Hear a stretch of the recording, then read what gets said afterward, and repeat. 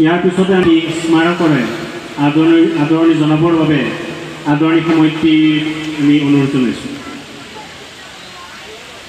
এয়া আমাৰ মাজত আমাৰ সৌভাগ্য গুৱাহাটী ৰেডিঅ' চেণ্টাৰৰ অৱতাৰ শিল্পী শ্ৰীযুত সন্তোষ কলিতাদেৱ।